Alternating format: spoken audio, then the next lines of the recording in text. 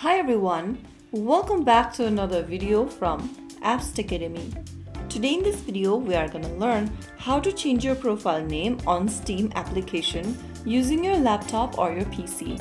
To change your profile name on Steam is super easy. First things first, open the Steam application on your device and make sure you are logged in.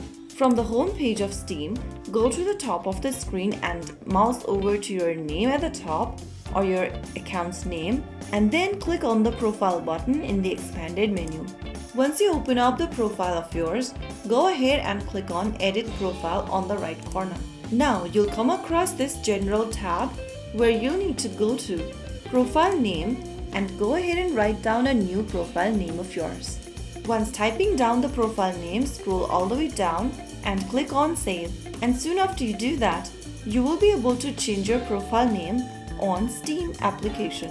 So that is how it's super easily done. If you found the video helpful, don't forget to like, share and subscribe to our channel. I will be back again in the next episode. Thank you for watching.